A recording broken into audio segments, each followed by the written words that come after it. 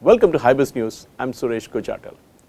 The Union Government on Tuesday imposed a 30-day moratorium on Lakshmi Vilas Bank, restricting cash withdrawals at Rs 25,000 per depositor, and simultaneously announced a scheme to merge the cash-strapped lender with DBS India.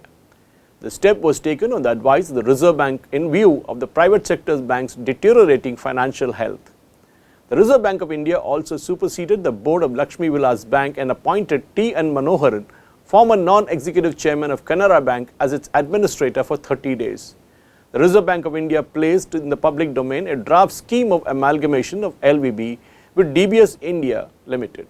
DBS Bank India in a statement said that the proposed amalgamation will provide stability and better prospects to Lakshmi Vilas Bank's depositors, customers and employees. To support the amalgamation, DBS will inject 2,500 crore into DBIL, and the scheme is approved, it will go ahead. This scheme will be fully funded from the DBS's existing resources, it said. Lakshmi Vilas Bank is the second private sector bank after Yes Bank, which has run into rough weather during this year. In March, the capital-starved Yes Bank was placed under a moratorium. The government rescued it by asking state-run SBI to infuse 7,250 crore and take a 45% stake in the bank. The Department of Financial Services in a Gazette notification said Lakshmi Vilas Bank shall not, without the permission in writing of the Reserve Bank of India, make in the aggregate a payment of depositor of a sum exceeding Rs 25,000 lying in his credit or her credit in any savings, current or any other deposit account during the moratorium period up to December 16, 2020. However, the bank can make payments in excess of Rs 25,000 to meet unforeseen expenses in connection with medical treatment of a depositor or dependent person, or toward the cost of higher education of the person or dependents. Besides, the Reserve Bank of India can permit the bank to disburse more than 25,000 for payment towards obligatory expenses in connection with marriage or other ceremonies or any other unavoidable emergency. The amount disbursed during the emergency situation shall not exceed a sum of 5 lakhs or the actual balance lying in the creditor account of such depositor, whichever is less, the notification said.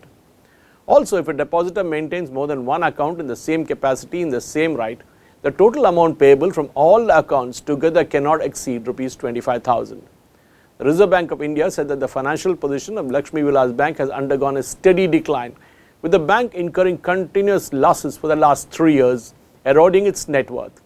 In the absence of any viable strategic plan, declining advances and mounting non-performing assets, the losses are expected to continue, it said, and the bank has not been able to raise adequate capital to address issues around its negative net worth and continuing losses. Further, it is experiencing continuous withdrawal of deposits and low levels of liquidity.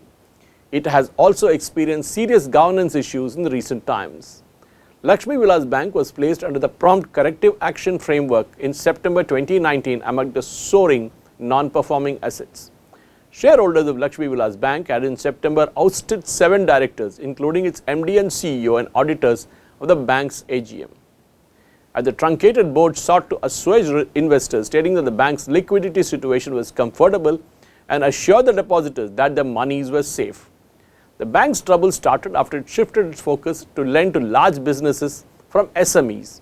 Its loans, nearly 720 crore to the investment arms of Malvinder Singh and Shivinder Singh, former promoter of the pharma major Ranbaxy and Fortis Healthcare, against fixed deposits of 794 crore made with the bank in late 2016 and early 2017, also turned the bank turtle.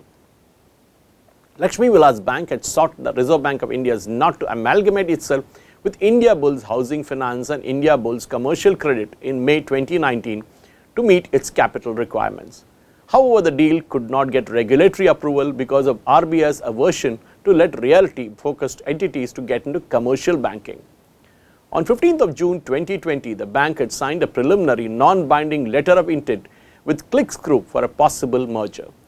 Lakshmi Vilas Bank posted a net loss of 836.04 crore in the year to March 2020.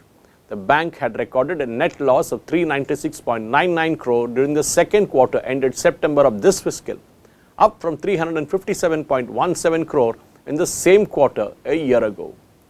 Net NPAs or bad loans stood at 7.01% of the net loans at the end of September 2020 as against 10.24% as on March 31, 2020 and 10.4% by September 2019. Started by a group of 7 progressive businessmen of Karur under the leadership of V.S.N. Ramalinga Chettiar in 1926, the bank had expanded with 566 branches and 918 ATMs in 19 states and 1 union territory. DBIL, on the other hand, is a wholly owned subsidiary of DBS Bank Limited, Singapore, which is in turn a subsidiary of Asia's leading financial services group DBS Holdings Limited and has the advantage of a strong parentage. DBIL has a healthy balance sheet along with strong capital support. As on 30th of June 2020, its total regulatory capital was 7,109 crore against a capital of 7,023 crore as on March 31st, 2020, the Reserve Bank said in a separate statement. The Reserve Bank of India invites suggestion and objection, if any, from the members, depositors and other creditors of the transferor, which is the Lakshmi Vilas Bank in this case, and the transferee, which is in this case DBIL, on the draft scheme which may be sent to the address mentioned in the notice, it noted. The suggestions and objections will be received by the Central Bank till November 20th, 2020. The Reserve Bank will take a final view thereafter, it said. Thank you for watching.